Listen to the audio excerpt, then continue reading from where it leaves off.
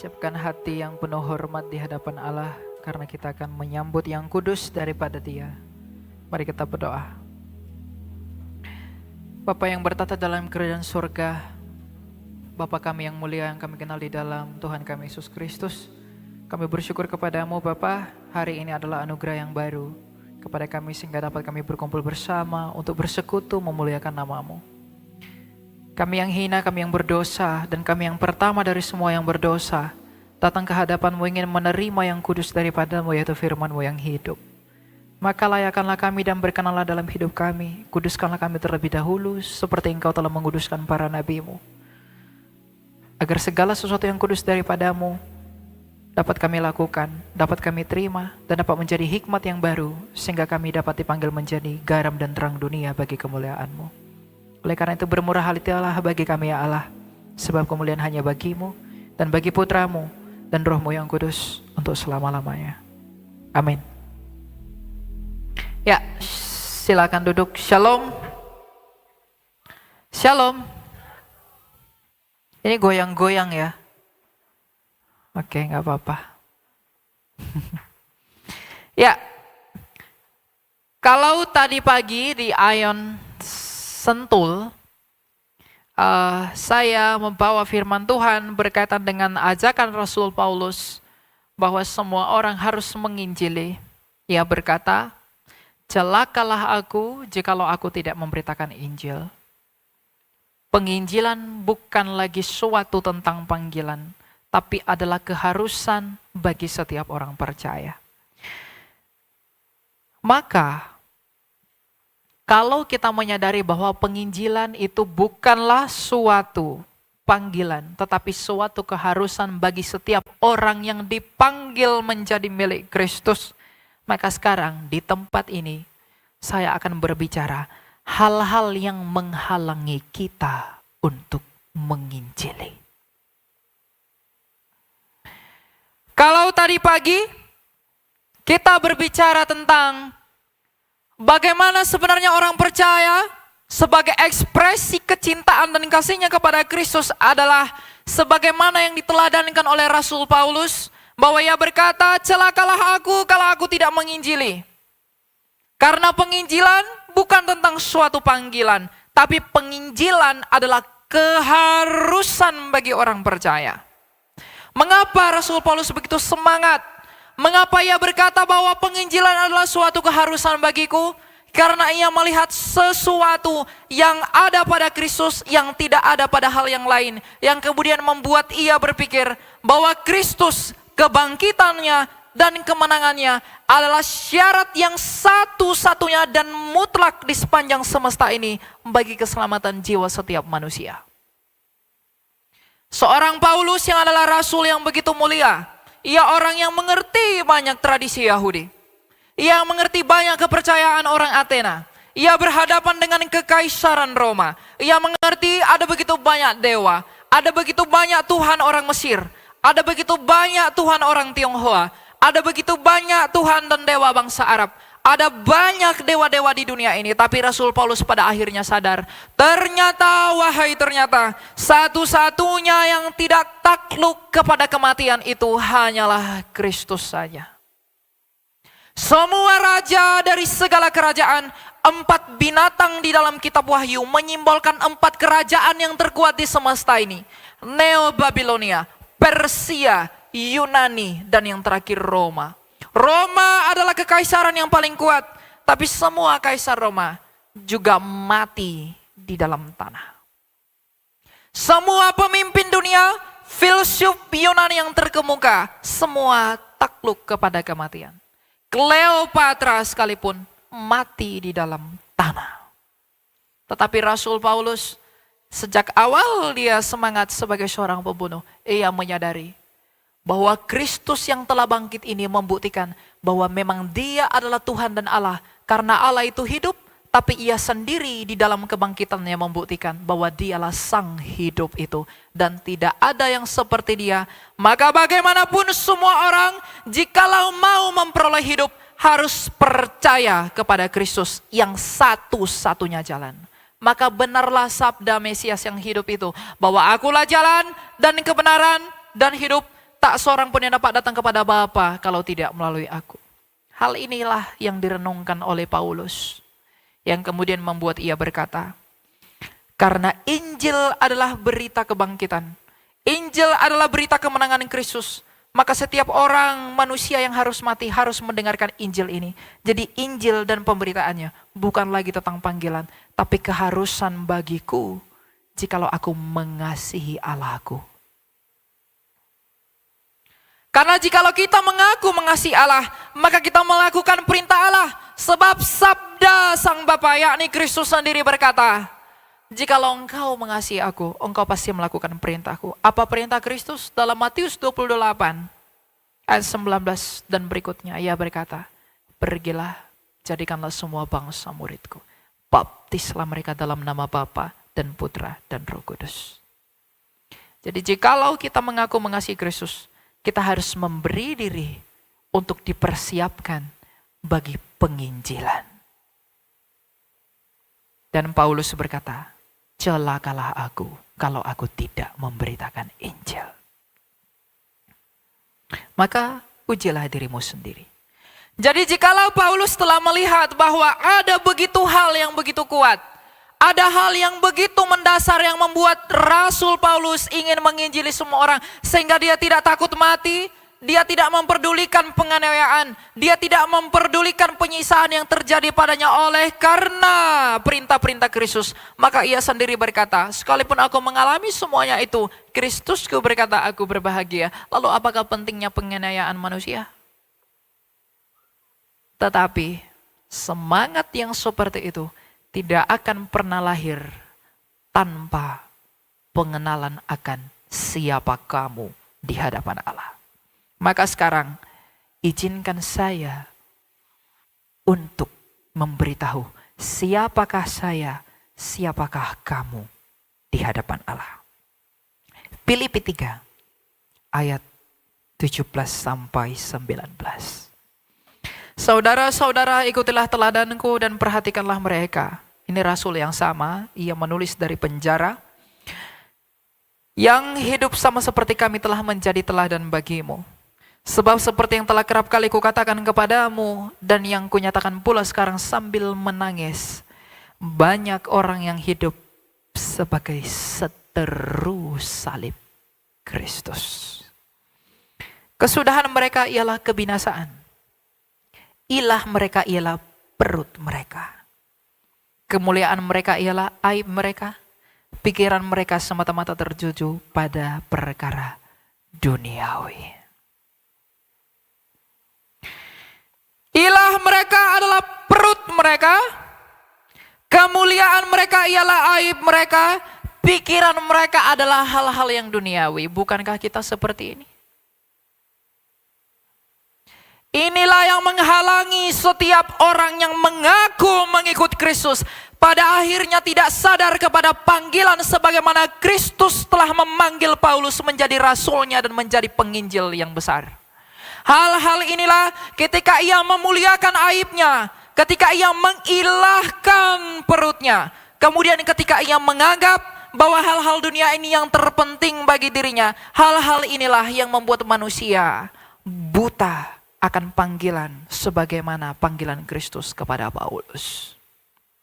Selama kita memuliakan aib kita, selama kita menuhankan perut kita, selama kita berpikir tentang hal-hal duniawi ini, maka kita tidak akan pernah menemukan, maka kita tidak akan pernah merasa cocok dengan ucapan Rasul Paulus yang berkata bahwa aku wajib menginjili. Sebab penginjilan adalah berbuah bagi kemuliaan Allah, tetapi itu menyiksa dagingmu. Penginjilan itu akan menyakitimu, tetapi Kristus berkata berbahagialah kamu. Sekali lagi berbahagialah kamu. Orang-orang akan kesulitan mengerti bahwa celakalah aku jikalau aku tidak memberitakan Injil. Orang-orang akan kesulitan mengerti ucapan Paulus itu kalau mereka masih hidup di dalam mengilahkan hal-hal dunia, menuhankan perut mereka, berpikir tentang hal-hal duniawi. Maka mereka akan berkata, untuk apa aku menginjili? Aku akan kehilangan ini.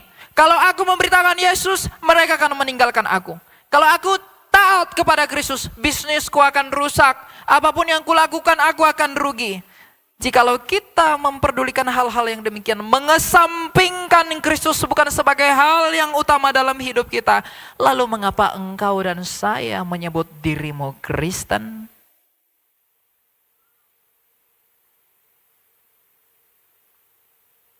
Apa arti menjadi Kristen itu? Bukankah banyak orang terlalu pede mengatakan dirinya Kristen?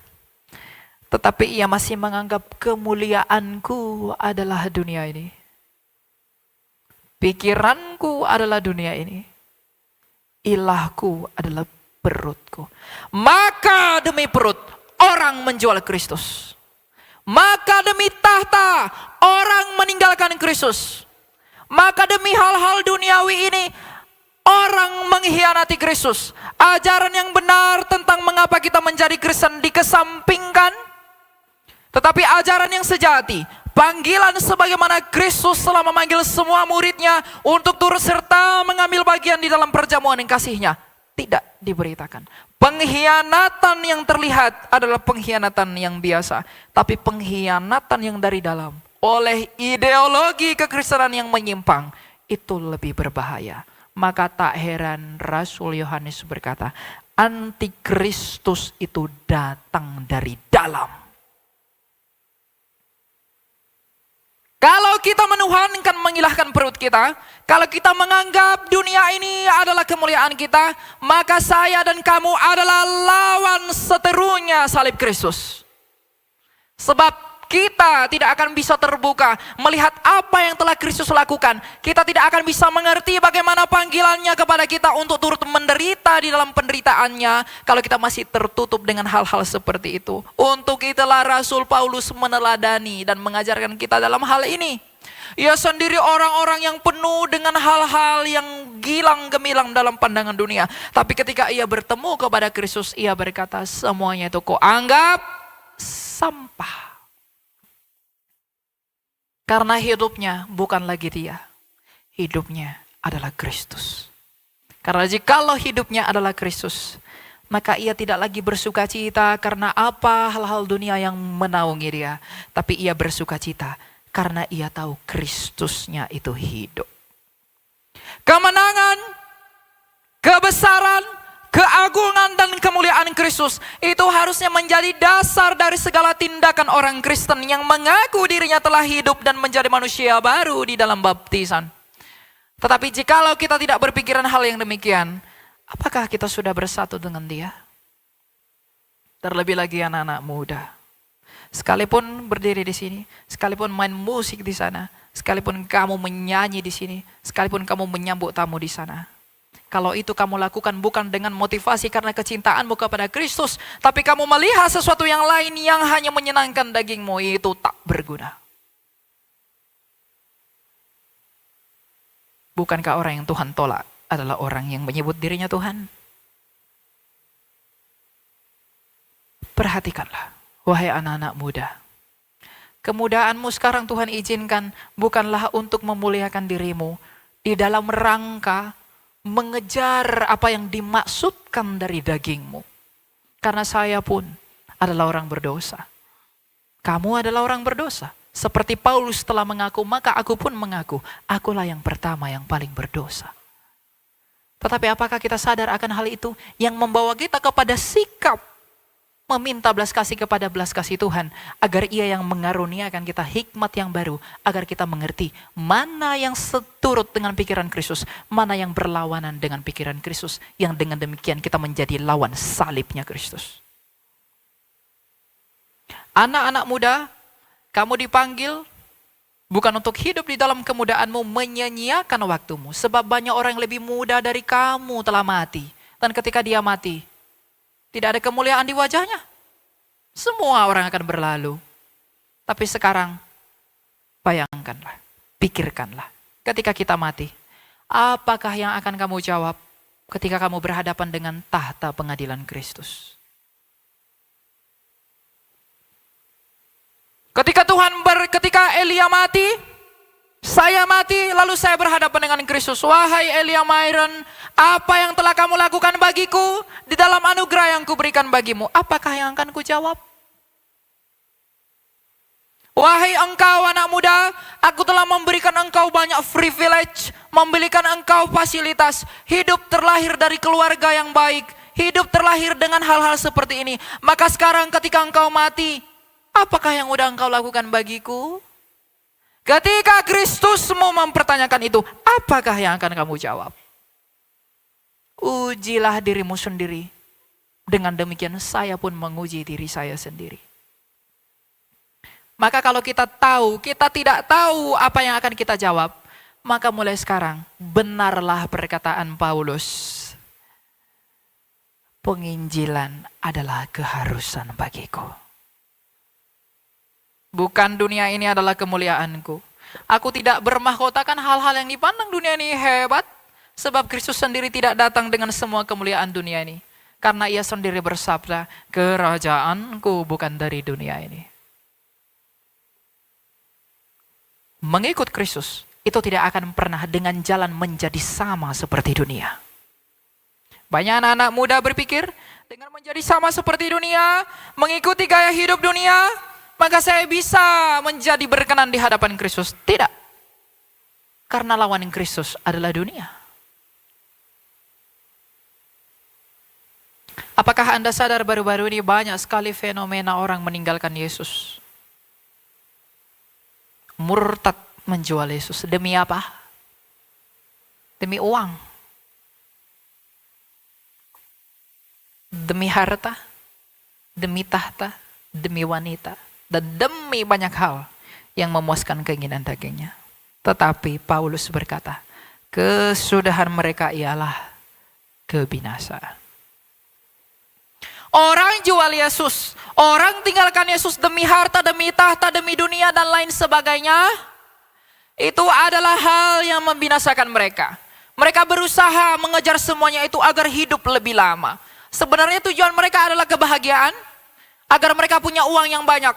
Bagaimana caraku punya uang yang banyak? Aku meninggalkan Yesus agar aku bebas mengumpulkan uang. Yang dengan uang itu ketika aku sakit, aku bisa pergi ke rumah sakit yang termahal agar mengobati aku, memberikan aku obat suplemen agar aku semakin panjang umur. Dia lupa kalau bagaimanapun ia akan mati.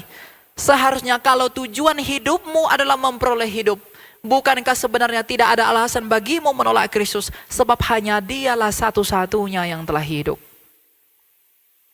Jadi kalau orang menjual Yesus demi memperjuangkan hidupnya, kamu sedang ditipu oleh iblis. Karena yang kamu percayai di luar Kristus, bukankah mereka semua sudah mati? Apa yang orang mati bisa lakukan buat kamu?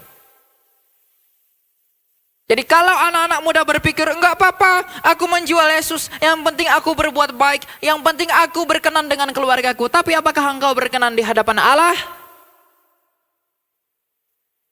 Tidak ada yang berkenan. Saya sama sekali tidak berkenan di hadapan Allah. Kamu pun tidak berkenan di hadapan Allah. Maka kita meminta belas kasih Allah, tetapi jangan sengajakan dirimu untuk tidak diperkenankan oleh Allah dalam maksud bermusuhan dengan Dia dengan menjadi musuh salib Kristus, dengan murtad dari Dia. Jadi kalau ada orang meninggalkan Kristus demi hal-hal yang lain di dunia ini, sungguh malang, sungguh kasihan. Dan kita semua harus memberi doa untuk mereka. Kalau ada keluargamu sudah meninggalkan Yesus, doakan mereka. Jangan hakimi, meskipun engkau tahu mereka akan binasa, tapi doakan. Karena bagaimanapun, pada akhirnya mereka akan berhadapan dengan pengadilan Tuhan. Maka sekarang, saudara-saudara, pikirkanlah apakah yang kamu anggap sebagai kemuliaanmu. Kamu begitu terobsesi dengan barang baru, terobsesi dengan wanita cantik, terobsesi dengan pria yang tampan, terobsesi dengan uang yang banyak. Tapi apakah kamu pernah terobsesi dengan kemuliaan Kristus? Pernahkah kamu terobsesi dengan kemenangannya itu? Di mana hartamu berada, ke situlah hatimu pergi. Kalau Kristus adalah harta dan kekayaanmu, seharusnya hatimu pergi kepada Dia. Tapi kalau yang lain-lain, ujilah dirimu sendiri. Layakkah engkau dan saya menyebut diri kita Kristen? Jangankan menyebut diri kita Kristen, bahkan lebih jauh. Apakah kita layak mengaku sebagai orang yang diselamatkan dengan pikiran yang sia-sia? Roh Allah itu memperbarui akal budi. Roh Allah itu memperbarui pikiran kita ketika kita di dalam Kristus. Bukan lagi mengikuti filsafat yang kosong, tetapi mengikuti pikiran-pikiran Kristus. Maka ketika kita mengatakan, aku sudah ke gereja, aku sudah beri persembahan, aku udah duduk bersama pendeta, aku udah makan bersama hamba Tuhan. Tapi kalau pikiran-pikiranmu belum merelakan dirimu untuk dipanggil oleh Kristus, menjadi bagian dari kerajaannya untuk penginjilan dan kemuliaan namanya, mengapa kita terlalu pede menyebut diri kita sebagai orang Kristen? Anak-anak muda, TikTok, Instagram, YouTube, dan semua hal begitu bersemangat melakukan gerakan dan tuntutan tren. Di TikTok sekarang lagi tren velocity. Semua orang berusaha memainkannya, bukan? Tanyakan pada dirimu, apa motivasimu melakukan itu? Oh, berarti kalau sama si Elian ini berarti nggak bisa melakukan apa-apa. Bukan begitu. Pikirkanlah, kalau kamu begitu semangat membuat konten, kamu begitu semangat, begitu bersuka cita karena gerakan-gerakan yang putus-putus itu, kamu sangat bersuka cita karena itu. Renungkanlah, pernahkah kamu dengan semangat yang serupa karena Kristusmu? Pernahkah kamu bersuka cita oleh karena kamu melihat betapa mengagumkannya Yesus Kristus itu? Sehingga saking kagumnya kamu kepada Dia, maka kamu semakin mencintai Dia. Kamu semakin radikal akan cintamu kepada Dia. Maka ucapan Paulus yang berkata, celakalah aku kalau tidak memberitakan Injil, itu akan menjadi benar bagimu. Tapi itu akan menjadi berat bagi orang yang masih menganggap perutnya adalah ilahnya. Dunia adalah kemuliaannya. Itu akan sulit dipahami oleh orang-orang seperti itu. Maka ketika kita mengerti bahwa dunia bukanlah kemuliaan saya dan kamu, perut kita, perut untuk makanan untuk perut. Jadi jangan berdebat, boleh makan babi atau tidak. Itu jangan permasalahkan. Karena Kristus adalah makanan yang membuat kamu hidup. Maka pernahkah saya dan kamu mengizinkan dan memperkenankan Dia untuk masuk ke dalam perut kita, untuk memperbaharui hal-hal jiwa dan rohani kita? Sebentar lagi kita akan Paskah dan saya diundang untuk mengisi Paskah di sini. Nanti saya akan berbicara tentang apa yang Kristus lakukan. Tapi sebelum itu terjadi, renungkanlah. Sebelum Ia terpaku, sebelum Ia menggenapi semua tuntutan kitab suci dan nubuatan para nabi, bukankah Ia terlalu hebat? Bukankah Ia terlalu agung? Bukankah Ia terlalu suci untuk terpaku di kayu salib itu oleh karena kamu? Layakkah saya orang yang hina ini menerima Dia dalam kekudusannya, di mana malapetaka itu tidak ditimpakan kepada saya tetapi kepada Dia sendiri? Seharusnya jikalau manusia sadar tentang perkara-perkara batinia, dia bersyukur mengingat apa yang Kristus Yesus lakukan. Dia akan bersyukur mengingat apa yang Tuhannya lakukan untuk dia, bukan untuk Tuhannya sendiri. Maka rasa syukur itu akan membuat kamu berani menerima bahwa celakalah aku kalau tidak memberitakan Injil. Sekali lagi, celakalah aku kalau aku tidak memberitakan Injil. Wahai anak muda, kamu pergi ke tempat-tempat bagus.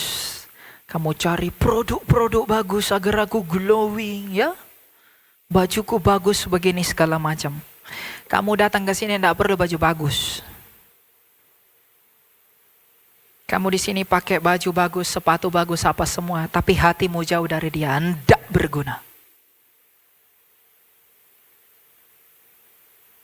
Ya, tidak berguna.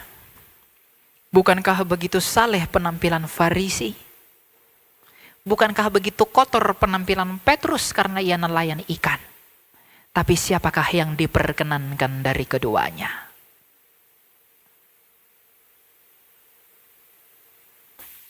Jangan fokus untuk memuliakan hal-hal dunia ini. Tapi fokuslah tentang apa? Pulang dari sini, masuklah ke kamarmu, berdoalah kepada Tuhan. Katakanlah, Tuhan, apakah yang akan kujawab di hadapan pengadilan-Mu ketika aku mati? Ingatlah selalu akan kematian kita, agar kita tidak bermain-main di dalam setiap langkah. Kalau kita mengerti bahwa betapa cepatnya orang akan meninggalkan kita setelah kematian kita, betapa cepatnya orang melupakan kamu setelah kematianmu, engkau tidak akan mau melakukan apapun selain daripada yang Allahmu sukai. Karena setelah kamu mati, kamu hanya berurusan dengan Dia. Maka sekarang, siapakah manusia sebenarnya? Siapakah saya, Elia Myron, sehingga saya harus dilihat oleh Allah? Saya setiap hari hanya merancangkan yang buruk, sedangkan ia sibuk merancangkan yang baik. Ia melakukan hal-hal yang mulia, dan saya hanya membalas dengan dosa. Pernahkah kita mengakui hal seperti itu di hadapan Allah? Kalau tidak pernah, mengapa kita menyebut diri kita Kristen? Aku menjadi Kristen karena aku ingin menjadi kaya mengikut Dia. Aku menjadi Kristen agar aku memiliki apa yang tidak aku miliki. Agar aku memperoleh penghiburan dagingku. Maka kamu tidak mengerti apa makna menjadi Kristen itu. Menjadi Kristen itu adalah dibakar di dalam api oleh iman dan rahmatnya Kristus, agar semuanya murni demi memasuki perjamuan kasih-Nya dalam kekekalan. Iman itu kita gunakan sebagai perisai. Iman itu kita gunakan sebagai estafet, di mana setiap hari kita membawa iman itu menjadi kekuatan kita, melawan hawa nafsu kita, melawan kedagingan kita, melawan pikiran-pikiran yang tidak berkenan di hadapan Kristus. Yang dengan demikian kalau itu terjadi, maka kita sendiri akan berkata, aku tidak peduli pada hidupku karena aku bukan lagi aku, tapi aku adalah Kristus. Jadi jikalau kita semua harus memberi diri bagi kemuliaan dan pewartaan Injil, maka bukankah seharusnya kita tidak perlu memusingkan soal penghidupan kita? Karena Paulus menasihati Timotius, seorang prajurit yang berkenan bagi Allah adalah prajurit yang tidak memusingkan penghidupannya agar ia berguna bagi komandannya. Maka ini menjadi pertanyaan buat pelayan-pelayan yang di sana, yang di situ, termasuk saya pribadi. Saya menunjuk satu kepada kamu, 3 tangan saya menunjuk saya. Artinya pertanyaan ini buat semua orang. Apakah motivasimu melayani Allah? Kalau kita dipanggil untuk menginjili, kalau kita dikatakan oleh Rasul Paulus, celakalah aku kalau aku tidak menginjili, karena itu adalah keharusan bagiku, maka ucapan yang keluar dari Rasul Paulus itu, bukankah seharusnya motivasi kita harus sama dengan motivasi Paulus? Apa motivasi Paulus ketika berkata hal itu? Simple. Bahwa hidupku bukan lagi aku. Hidupku adalah Kristus. Karena dia tahu kalau hidupku adalah aku hanya akan ditelan oleh tanah.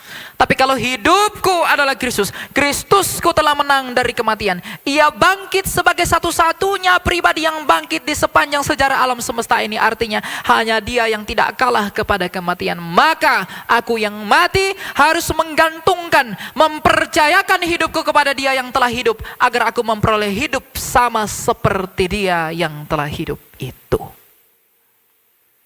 Bukankah itu obsesimu, wahai anak-anak muda?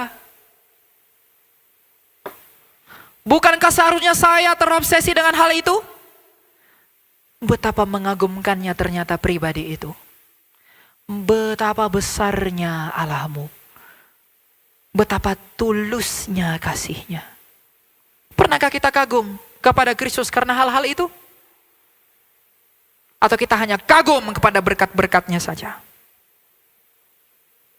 Kita hanya kagum pada hal yang tampak, tapi kita tidak kagum kepada apa yang tidak kelihatan, yang dilakukan secara misteri di dalam kerajaannya. Ia berkata, di rumah Bapakku ada banyak tempat tinggal. Kita tidak melihat itu. Tetapi bukankah hal itu seharusnya mengagumkan kita? Betapa murah hatinya Kristus itu. Ia telah mempersiapkan yang terbaik bagiku, sedangkan aku ini bukanlah apa-apa. Apa susahnya Tuhan itu membinasakan kita semua. Ia menciptakan manusia yang lain, Bapak Ibu. Tapi ia tidak mau. Karena sekalipun kita ini hina, kita ini berdosa, Dia setia pada janjinya. Agar kita dipulihkan menjadi anggota kerajaannya. Lalu, apakah alasan yang cukup untuk tidak mengagumi Dia? Lebih dari apapun. Inilah sumber kekagumanmu, sebagaimana semua murid telah kagum kepada karya keselamatan Kristus. Ketika Petrus berkhotbah di Roma, sementara ia disalibkan terbalik, ia masih tetap menginjili. Sementara tubuhnya dicabik-cabik, ia tetap memberitakan Injil. Paulus ketika juga mati martir, selama ia dipersekusi, ia juga memberitakan Kristus. Ketika Bartolomeus dengan demikian, Bapak Gereja Irenaeus, Polikarpus dan juga Yohanes dan lain sebagainya. Ketika mereka memberitakan Kristus, bahkan ketika mereka dianiaya, mereka masih menyempatkan, menunjukkan, mengekspresikan kebanggaan mereka kepada Kristus dengan mewartakan Injil yang mulia itu. Tapi kita sekarang bukan dalam sedang penganiayaan, kita sedang hidup enak-enak, kita sedang hidup nyaman, tapi mulut kita tidak mau memberitakan Injil. Bukankah saya dan kamu seharusnya malu kepada para rasul itu? Mereka sambil dianiaya, beritakan Injil. Tapi saya dan kamu hanya duduk-duduk di dalam mobilmu, di dalam rumahmu, tapi mulutmu dan mulutku tidak mau memberitakan Injil. Bukankah kita harusnya malu? Lalu kita dengan pede mengklaim apa yang diklaim Rasul itu. Aku akan selamat. Aku mencintai Allah. Sebagaimana Paulus mengatakan, aku mencintai Kristus. Tapi kita tidak melakukan apa yang dilakukan oleh mereka. Apakah kita kesulitan mengerti itu? Pasti kesulitan. Karena apa? Karena bagi orang tertentu, dunia ini masih kemuliaannya, perutnya masih menjadi ilahnya, dan dunia ini menjadi mahkotanya. Selama itu tidak dilepas, jangan berharap akan memiliki pengertian tentang mengapa Injil dan kabar baik itu harus diberitakan. Karena itu saudara-saudara, sebagaimana Paulus Rasul kita yang mulia telah menasihatkan, maka melalui surat Rasul Paulus ini, aku juga menasihatkan diriku sendiri dan kamu, setialah di dalam Kristus. Bukan hanya setia, menginjililah. Kamu di pemerintahan, kamu di tempat artis, kamu selebgram, kamu tiktokers, kamu apapun yang kamu lakukan dalam hidupmu. Kekristenan itu bukan tentang, oh my God, Jesus loves you. Bukan itu. Kekristenan itu, kamu akan mati, tapi Kristus datang menjadi kabar Injil sukacita bahwa Dia telah hidup. Kamu harus percaya kepada Dia agar kamu memperoleh hidup. Itu yang harus kita beritakan. Apakah orang akan benci saya? Bukan akan, pasti membenci kamu. Karena mereka itu adalah bagian dari kerajaan yang melawan Allah. Setiap yang tidak terlahir dari Allah akan melawan pemberitaan tentang Allah. Maka tidak heran banyak orang Kristen, para penginjil dikejar-kejar, mau dibunuh, mau dicaci, mau dimaki. Apakah kita tidak sadar betapa banyak orang Kristen Koptik di Timur Tengah telah dibunuh oleh pasukan-pasukan yang membenci Allah? Tapi bagi saya, mereka sangat berbahagia karena Tuhan mengizinkan mereka untuk mati dalam keadaan seperti itu. Doa saya kepada Allah, saya juga pengen seperti itu. Saya mengatakan ini bukan dengan maksud lihatlah saya, bukan. Tapi apa? Cita-cita dari jiwa yang merenungkan betapa besarnya Kristus itu adalah pertemuan dengan Dia dalam kesegeraan. Sama seperti Rasul yang telah mati demi Kristus, maka Tuhan, izinkanlah aku mati di dalam pewartaan-Mu. Kalau kamu belum bersedia, enggak apa-apa. Enggak semua orang dipanggil untuk itu. Dan belum tentu Tuhan izinkan. Tapi setidaknya, milikilah pengertian yang benar. Milikilah cinta yang benar kepada Kristus. Agar ketika penganiayaan itu datang menimpa kamu, kamu tidak murtad meninggalkan Dia. Kalau kamu masih mengilahkan perutmu, kamu masih menganggap dunia, mobilmu, rumahmu adalah mahkotamu.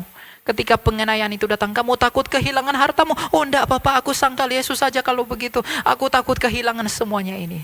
Maka kesudahanmu adalah kebinasaan. Tapi kalau kamu berpikir bahwa Kristus itu kemenanganku, maka potonglah tubuhku. Ketika Irenaeus mau dimakan singa, makanlah aku. Enggak apa-apa. Aniayalah aku. Karena engkau sedang mempercepat janji Allah dinyatakan dalam hidupku. Setiap orang yang mengerti kedalaman karya Kristus tidak akan pernah takut mati demi Kristus. Makanya dalam 1 Korintus 15 Paulus berkata, di manakah sengatmu maut? Orang semua takut mati, pergi ke rumah sakit yang mahal ini semua takut mati. Oh, kita tidak perlu takut mati, tapi jangan cari mati. Tidak boleh. Kata si Elia, mati aja. Kamu nanti keluar dari sini ke depan Plaza Indonesia itu, ada mobil lalu kamu tabrakan dirimu. Itu salah. Tapi matilah. Bukan di dalam kekonyolan. Matilah oleh karena Kristus. Karena mati adalah keuntungan. Itu didapatkan karena hidupnya adalah Kristus. Itulah kebanggaan orang percaya. Itulah kemenangan orang percaya. Itulah kekayaan orang percaya. Kekayaan orang Kristen, wahai orang yang menyebut dirinya Kristen, adalah perkenanan Allah di dalam kamu. Maka, beritakanlah Injil ke seluruh dunia. Ambillah bagian dalam pemberitaan itu melalui ucapanmu, karyamu, pekerjaanmu, dimanapun kamu diutus. Agar ketika kamu berhadapan dengan pengadilan Tuhan, Ia bertanya dalam keagungannya, wahai engkau, apakah yang sudah engkau lakukan buatku dari anugerah yang telah kuberikan kepadamu? Agar kita bisa menjawab Dia. Apakah yang akan kita jawab di hadapan Raja yang tak berkebinasan itu nanti? Maka pikirkanlah hari kematianmu selalu, agar setiap tindakan kita bukan lagi tentang keakuan, tapi tentang Kristus yang menganugerahkan hidup kepada kamu. Tuhan tidak akan lihat rupamu, kamu putih, kamu hitam, rambut pendek, rambut panjang, uangmu banyak, uangmu sedikit. Dia tidak akan tanya itu. Jadi orang-orang yang diperlakukan buruk di dunia ini, berbahagialah kamu. Sedangkan orang-orang yang dipuji di dunia ini, celakalah kamu. Kenapa? Semakin kamu menginginkan pujian dunia, maka semakin kamu jauh dari Allah. Karena demi dunia, kamu pasti mengorbankan Allah. Karena musuh Allah adalah dunia di dalam dosanya. Maka anak-anak muda, pergunakanlah kemudaanmu untuk mencari Allah. Gunakanlah kemudaanmu menjadi api dan bara yang membakar generasimu bagi pemberitaan Injil. Agar semua orang diperkenankan dan dipersatukan di dalam kemuliaan yang akan kamu peroleh dari iman yang telah dinyatakan buat kamu dan saya. Maka demi tuntutan kasih, kita harus menginjili semua orang. Menginjili keluarga, menginjili teman-teman, memberitakan tentang kebesaran Kristus. Karena jikalau Kristus adalah yang besar, yang melakukan segala yang baik bagi kita, maka itulah yang menjadi kebanggaan orang yang menyebut dirinya Kristen. Kalau ia dengan pede mengatakan dirinya Kristen, tapi ia tidak bangga, ia tidak cinta pada Kristus. Mulut kita bisa mengaku aku mencintai Kristus, tapi siapa tahu hatimu jauh dari Dia? Mungkin saja engkau akan berkata, aku mencintai Kristus, tapi ternyata hatimu masih mengilahkan perutmu. Ternyata hatimu masih memuliakan apa yang kamu miliki. Tapi semuanya itu akan tampak pada hari bila mana Allah melalui Kristus Yesus akan menghakimi segala sesuatu. Sekarang firman ini telah kamu dengar. Maka nanti di hari pengadilan tidak ada alasan bagi siapapun yang di tempat ini untuk berkata, aku belum mendengar kebenaran itu. Maka lakukanlah yang terbaik demi pertanggungjawaban kita di hadapan pengadilan Kristus. Sebab ada tertulis, celakalah aku jikalau aku tidak memberitakan Injil. Renungkanlah itu. Berdoalah bagi Allah. Mohonlah belas kasih-Nya agar saya dan kamu diperkenankan di dalam kerajaan-Nya. Kemuliaan bagi Allah. Kita berdoa.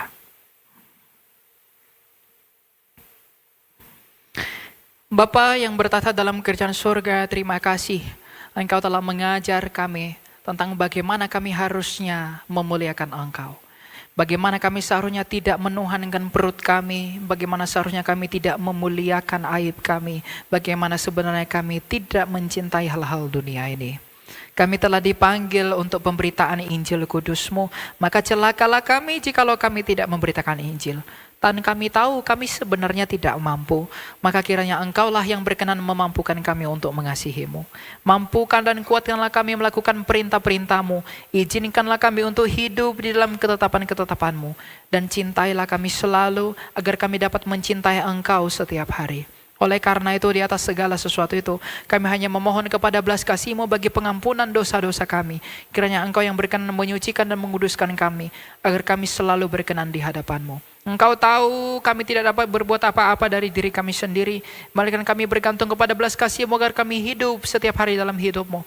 Karena setiap hari adalah anugerah bagi kami. Oleh karena itu ya Tuhan, mampukanlah kami untuk melakukan apa yang berkenan di hadapan-Mu, agar itulah yang menjadi kebanggaan kami. Kami anak-anak muda datang ke hadapan-Mu, menyerahkan diri kami kepadamu.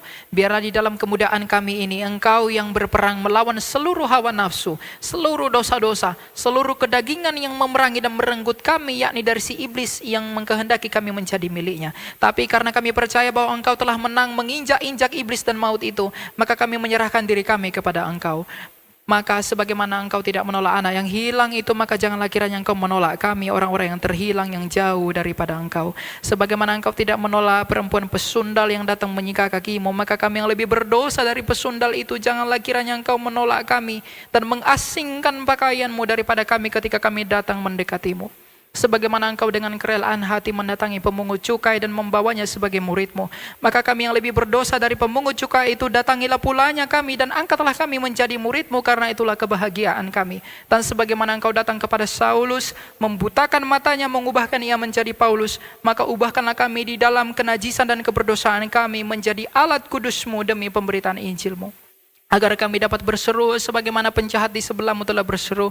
Ingatlah akan kami ya Raja ketika Engkau datang dalam kerajaan-Mu. Engkau menjadi timbangan yang berkeadilan di antara dua penjahat itu. Yang satu telah binasa ke dalam kerajaan neraka karena ia telah meninggikan dirinya atas Engkau. Tapi yang satu telah Engkau tempatkan di Firdaus-Mu bersama-sama dengan Engkau, karena ia telah merendahkan dirinya dan mengakui bahwa Engkau adalah Raja. Maka pada hari yang sama ini kami mengakui bahwa Engkau adalah Raja dan Tuhan kami. Maka kiranya perkenankanlah kami dan ingatlah kami dan nama kami masing-masing ketika Engkau datang dalam kerajaan-Mu.